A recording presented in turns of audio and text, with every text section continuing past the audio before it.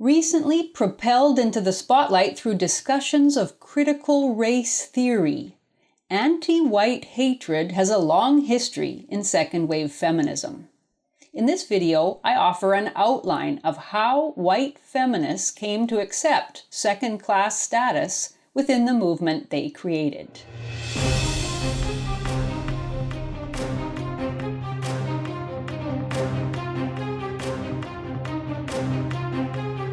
I'm Janice Fiamengo, and this is the Fiamengo File 2.0. In the late 1960s, as we have seen, feminists capitalized on the enormous social power of female victimhood. White feminists at that time were certainly aware of racism, but they were largely unconcerned by it as a competing paradigm of victimization. In her 1972 essay, Sisterhood, feminist leader Gloria Steinem asserted that women had a deep bond with other women born of shared patriarchal oppression. It was a bond that transcended all differences. She stated that, quote, "The odd thing about these deep and personal connections among women is that they often leap barriers of age, economics, worldly experience, race, culture, all the barriers that in male or mixed society seem so impossible to cross," end quote. Sisterhood, forged in the universal experience of male dominance, was powerful. This was the utopian position of most second-wave feminist leaders in the early 1970s. In her 1970 book, Sexual Politics, leftist intellectual Kate Millett acknowledged racism in the United States, but saw it as a dying ideology, one that was fast losing its hold on society. The ideology of sexism, in contrast, remained in full force. She said that, quote, "Groups who rule by birthright are fast disappearing, yet there remains one ancient and universal scheme for the domination of one birth group by another, the scheme that prevails in the area of sex," end quote. Women everywhere were linked by this allegedly universal injustice. Feminist journalist and activist Susan Brown Miller made a similar claim in her 1975 book, Against Our Will, which made the argument that, quote, "From prehistoric times to the present, rape has been nothing more or less than a conscious process of intimidation by which all men keep all women in a state of fear," end quote. In those heady days, patriarchy was the singular unifying truth of the women's movement. It's worth noting that Kate Millett was not afraid, as later generations of feminists would become, to harshly condemn non-Western cultures as worse for women than Western cultures, which she admitted had been softened, quote, "indeed moderated somewhat by the introduction of courtly love," end quote. Courtly love was the medieval concept of consecrated adoration of women. Recognizing the lesser evil of Western societies was not yet forbidden in the women's movement, and Millett condemned non-white patriarchies with particular relish, angrily enumerating the evils they had done and continued to do. She wrote, quote, "The history of patriarchy presents a variety of cruelties and barbarities. The sati execution in India, the crippling deformity of foot binding in China, the lifelong ignominy of the veil in Islam, or the widespread persecution of sequestration, the gynoecium, and purdah. Phenomena such as clitorectomy, clitoral incision, the sale and enslavement of women under one guise or another, involuntary and child marriages, concubinage, and prostitution still take place, the first in Africa, the latter in the Near East and Far East, the last generally," end quote. Millett might have been shocked to think how quickly white feminists like herself would learn to refrain from criticizing African, Islamic, or other non-Western cultural practices. As feminism became an increasingly utopian ideology, it became less interested in the practical conditions of real women and much more interested in ideological purity, inspired by anti-Western Marxist and Maoist theorizing.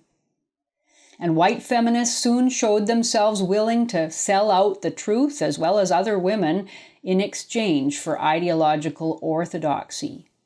By 1979, when Gloria Steinem and radical feminist author Robin Morgan co-authored an article on the practice of removing the clitoris in women and girls, a practice that existed in many Islamic and African countries, these two canny feminist leaders were well attuned to the racial sensitivity of the topic and went out of their way to stress how fully they empathized with what they called the, quote, understandable suspicion on the part of many African and Arab governments and individuals that Western interest in the matter is motivated not by humanitarian concerns, but by a racist or neo-colonialist desire to eradicate indigenous cultures, end quote.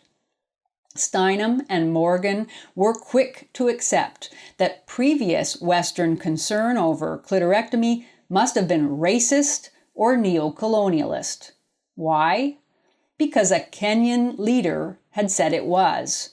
They wrote, quote, as Jomo Kenyatta, Kenya's first president, noted in his book, Facing Mount Kenya, the key mobilization of many forces for Kenyan independence from the British was in direct response to attempts by Church of Scotland missionaries in 1929 to suppress clitorectomy.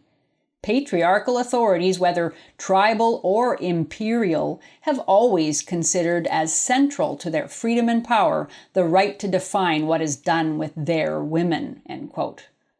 Here we see the distinctly anti-Western emphasis that began to dominate feminist thought and would flower over the next decade into overt anti-white propagandizing. Steinem and Morgan, two well-educated, free, and sexually liberated white women committed to the distinctly Western concepts of female sexual pleasure and sexual autonomy, were careful to express sympathy with Kenyan men who opposed the Church of Scotland missionaries, men and women, who had attempted in 1929 to suppress the practice of clitorectomy. Without providing any evidence or feeling the need to explain their conclusion, Steinem and Morgan agreed with a Kenyan man that the missionaries who objected to cutting off girls' clitorises, which was, after all, the feminists' own position, that these missionaries were motivated by racism and therefore were at least as objectionable as those men who promoted the cutting off of girls' clitorises. Steinem and Morgan distanced themselves from the white missionaries in articulating their own superior moral position. Quote, past campaigns against female mutilation, they said, conducted for whatever ambiguous or even deplorable reasons, need not preclude new approaches, i.e. their own approach, that might be more effective because they would be sensitive to the cultures involved, and most important, supportive of the women affected and in response to their leadership, end quote. Note the phrasing, being, quote, sensitive to non-Western cultures and responsive to non-Western women's leadership. These are the touchstones that later generations of feminists would adopt and which would harden into a rigid orthodoxy. This was not moral relativism, as it is sometimes assumed to be. It was the acceptance of the outright moral inferiority of Western culture, specifically its Christian inheritance and its individualist ethos. The mandated perspective of feminists became always assume that all previous Western initiatives, even those specifically designed to end female suffering, could not have had humanitarian motives, and always declare a commitment that is pro-indigenous and anti-colonial. Western culture itself was not considered indigenous or worthy of being defended. As these Marxist ideological currents took hold, the relative harmony created by feminism's focus on shared oppression decisively shattered in the 1980s. A collection of articles in a book called Conflicts in Feminism, edited by American feminist academics Mary Ann Hirsch and Evelyn Fox Keller in 1987, made clear that class and especially racial differences had set women at war with each other over who was more oppressed and who complicit in other women's oppression. It was a war from which feminist unity never fully recovered, though phenomena such as the women's marches and Me Too social media campaigns have attempted with some success to reunite women under the banner of shared sexual victimhood. In one essay in the Conflicts in Feminism collection, prominent Black feminist theorist Bell Hooks went so far as to say that, quote, "We cannot speak of all women as being oppressed," end quote. In her view, most white women would have to give up the oppressed designation. To be fair, she also exempted herself as a well-paid academic, but she definitely did not exempt Black women in general.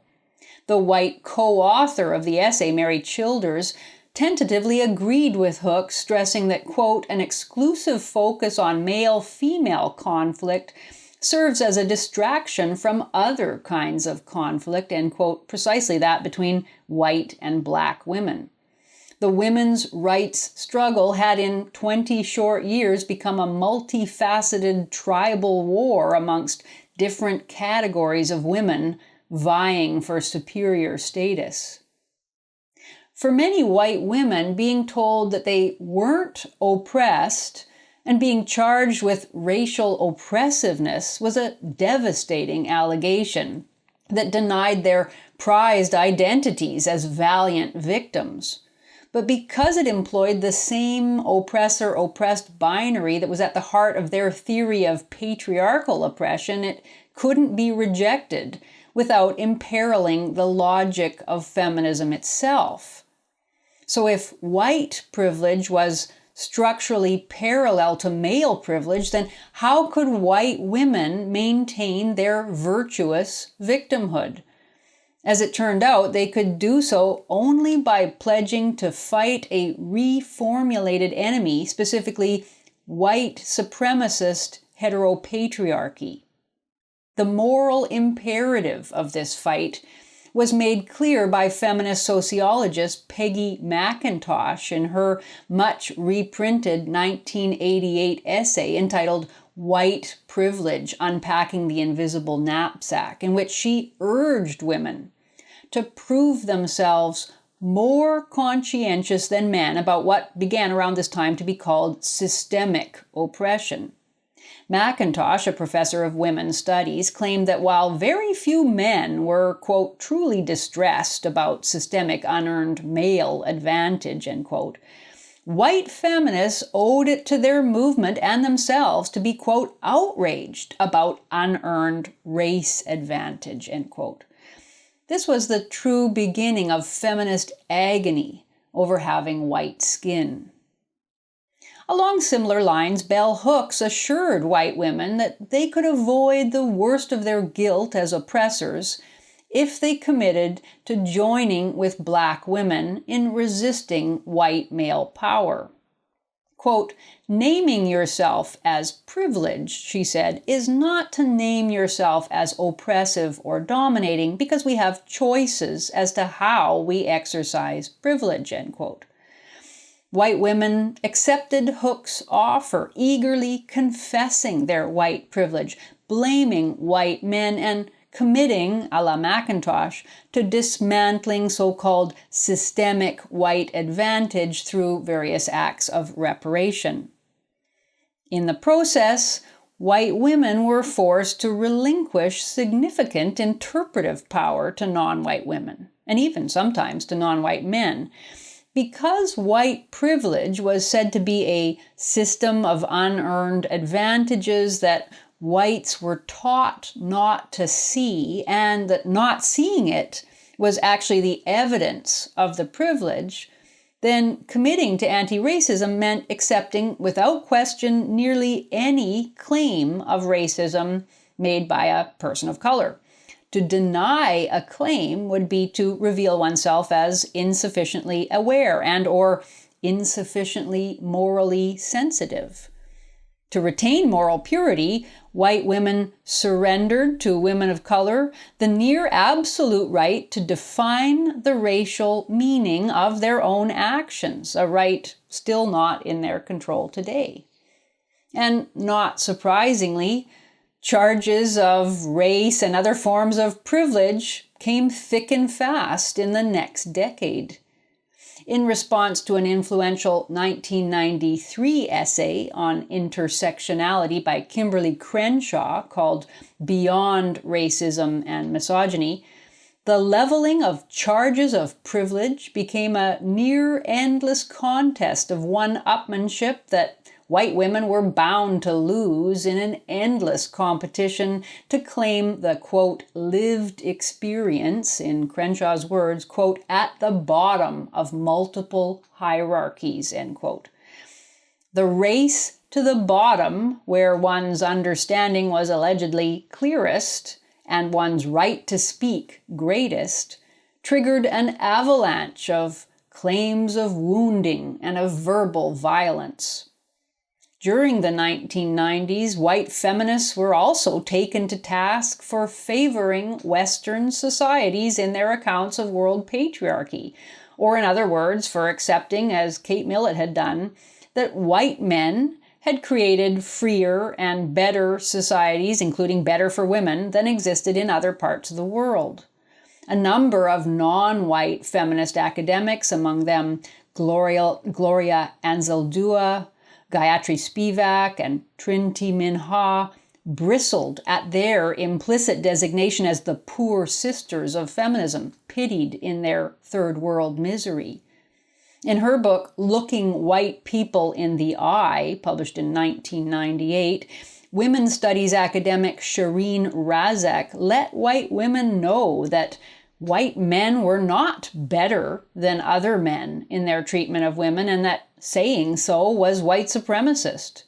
White men, she claimed, were responsible for imperialism, racism, capitalist oppression, homophobia, and Islamophobia, and unless white women denounced all these forms of oppression, they too would be classed as imperialists, racists, oppressors, homophobes, and Islamophobes. Razak's words dripped with angry sarcasm as she described white women's reprehensible bias in assuming the superiority of Western freedoms. She said, quote, Muslim, Hindu, and Sikh men confirm handily the superiority of Western men. White women's responses to articles on Muslim women and the veil include the sentiment that in comparison to Eastern women, Western women should consider their own men as gems of enlightenment and kindness, end quote. There it was. White women were wrong to prefer life in a white Western culture. In only a decade or two, it had become unacceptable to state that not being forced to wear a niqab was a good thing.